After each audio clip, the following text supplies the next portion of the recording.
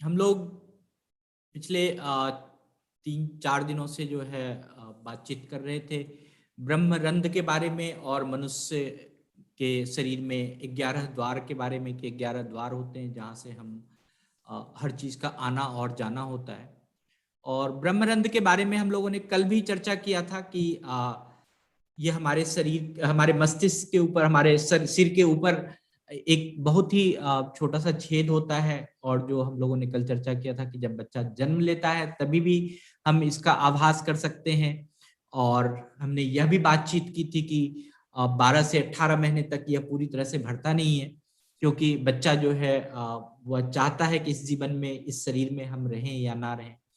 तो जो भी हमारे जीवन में जो भी चीजें हैं, जो भी बातें हैं, जो भी सब कुछ है, उसको दो तरीके से हम देख सकते हैं। ब्रह्मरंध्र अगर एक द्वार है तो इसमें दो चीज होती है। कोई किसी भी द्वार में दो चीज होता है, एक होता है निर्गम और एक होता है प्रवेश। निर्गम का अर्थ होता है कि अगर आज्ञा मिले और मिलने के साथ ही वहां से हम निकल पड़े, या आपको आज्ञा मिले और आप प्रकाशित हो जाएं, या आपको कहा जाए कि आप स्विच दबाओ और स्विच दबाया तो आपका लाइट जल पड़ा। तो निर्गम का अर्थ ही होता है कि वहां से निकलना, और जैसे ही हमें आज्ञा मिले तो हम उस जगह से निकलें। और प्रवेश का अर्थ हमेशा, आप कहीं भी प्रवेश कर रहे हैं, कहीं भी आप एंट्री कर रहे हैं, तो आपको हमेशा प्रवेश के अर्थ को समझना चाहिए। प्रवेश का अर्थ है कि विषय आदि की पूरी जानकारी हो, अभिज्ञता हो, और उसके साथ हम तैयारी के साथ हम किसी भी जगह पर, हमें वहां पर प्रवेश करना चाहिए। ये प्रवेश या प्रवेश के लिए, उस चीज के लिए अभ्यास करना चाहिए। तो जानकारी के साथ किसी भी स्थान में जाना, अभिज्ञ होके, पूरी तरह से जान के, उसके बारे में सारा चीज समझ के हम अपने आप को तैयार रखें कि हमें जब आदेश मिले तो हम वहां पर जा सकते हैं। तो जो ये ब्रह्मरंध्र है, यह दोनों चीज के लिए, निर्गम के लिए भी है और प्रवेश के लिए भी है। तो ब्रह्मरंध्र के द्वार पर जो है, हमें अगर हम उसके बारे में हम जाने तो हम उस द्वार पर रहने के लिए, मैंने कहा था कि हम जो स्थूल शरीर है, इसके हर चीज में बड़े आराम से देख के कर सकते हैं, लेकिन जब ब्रह्मरंध्र का द्वार है तो वह सूक्ष्म शरीर के माध्यम से हो सकता है। तो वहां पर अगर हमें उस चीज के बारे में जानकारी रखना है, या उस चीज के बारे में हमें अभ्यास करना है, तो हमें थोड़ा सा अपने जीवन में साधन करना पड़ेगा, साधना करनी पड़ेगी। हमें निर्विकार होना पड़ेगा कि हमारे अंदर कोई विकार नहीं हो। हमें स्वतंत्र मार्ग के बारे में चुनना होगा कि हम अपने जीवन में ज्यादा से ज्यादा हम स्वतंत्र रहें।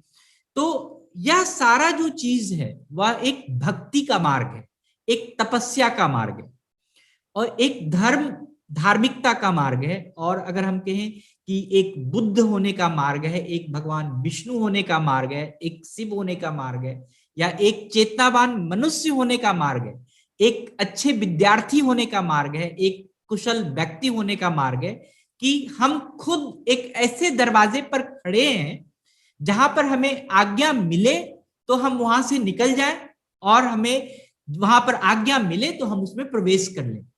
तो कहीं भी निकलना और किसी भी जगह से प्रवेश करना, यह आपके पूरे चेतना का विषय है। जब तक आप पूरी तरह से चेतित नहीं होंगे, जब तक आप जागरूक नहीं होंगे, तब तक आप कहीं से भी निकल नहीं सकते, कहीं से जा भी नहीं सकते। आप एक सिंपल सा अपने जीवन के एग्जाम्पल को लीजिए कि अगर आपको ऑफिस आना है, या सचेतन में आना है, समय पर आना है, तो उसके लिए भी आपको ब्रह्मरंध्र के द्वार पे खड़ा होना होता कि जाएं या नहीं जाएं, करें या नहीं करें।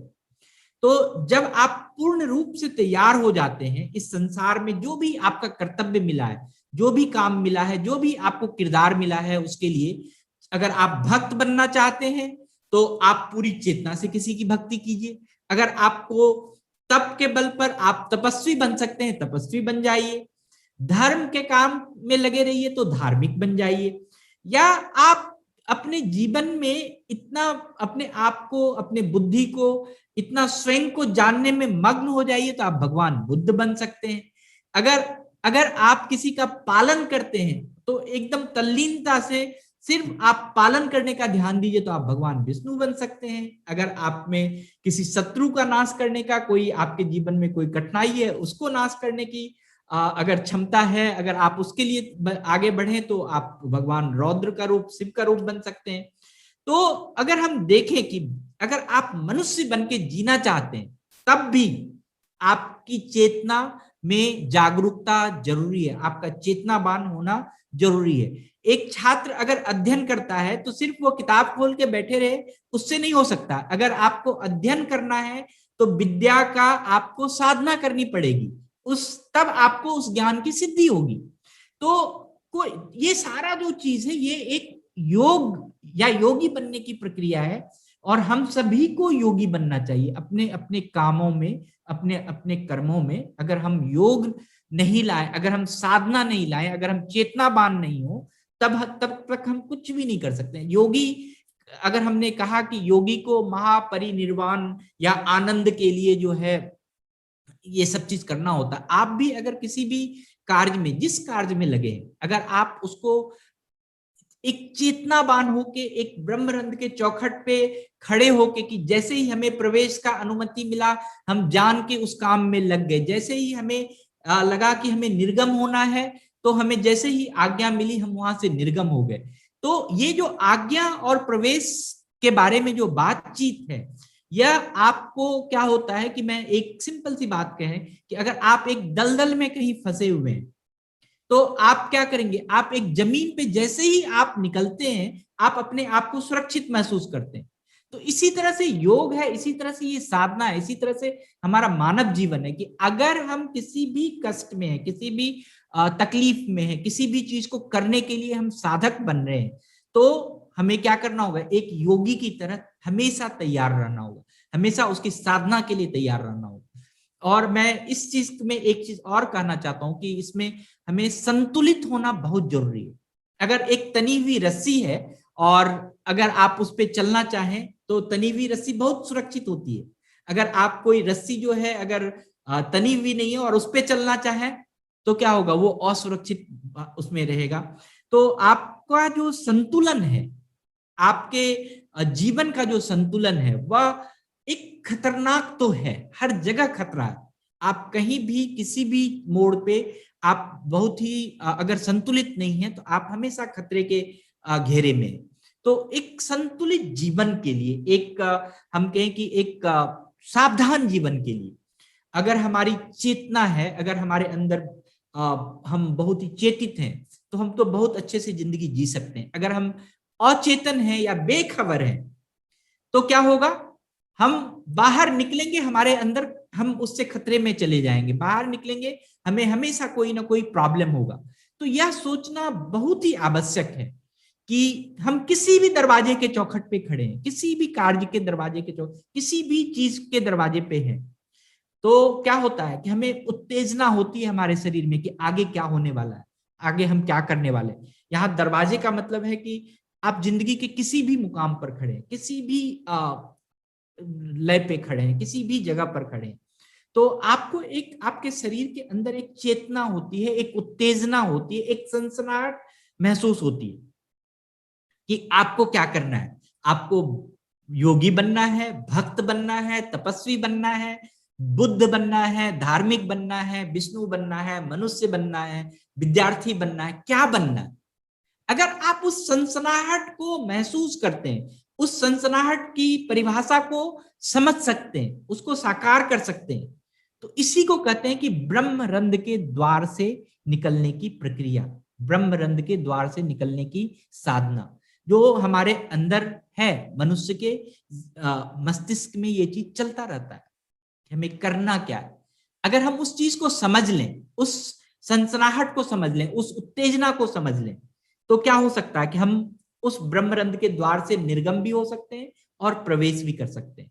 लेकिन उसके लिए क्या चीज चाहिए, हमें साधना, हमें बहुत ही जागरूक होने की जरूरत है, चेतनावान होने की जरूरत है, सावधान होने की जरूरत है, संतुलित होने की जरूरत है, स्वतंत्र होने की जरूरत है।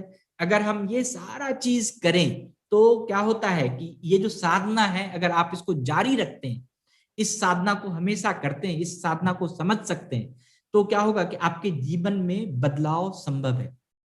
और मैं इसमें यही कहता हूं कि ये जो चेतना है या ये जो जागरूकता है या जो परिभाषा आप अपने जीवन में बदलना चाहते हैं, वह आप पे निर्भर करता है। अगर आप बदलना चाहते हैं तो बदल जाएगा, अगर नहीं बदलना चाहते हैं तो कुछ नहीं हो सकता। तो ये जो मन के लय की साधना, मैं कहता हूं कि मन की लय की साधना होनी चाहिए। मन मन आपका स्वच्छ होना चाहिए, निर्मल होना चाहिए। मन में आपके सावधानी होनी चाहिए, मन में स्वतंत्रता होनी चाहिए, मन में सुगम्यता होनी चाहिए। तो ये जो ब्रह्मरंध्र है वही मन की सुगम्यता है, वही मन की साधना है, वही सचेतन की साधना है। जैसे ये सचेतन जो नाम है, इस कार्यक्रम में जुड़ते हैं तो क्या होता है, इस कार्यक्रम में जुड़ने से आपके अंदर एक चेतना जागरूक होती है कि हमें ये चीज करना चाहिए।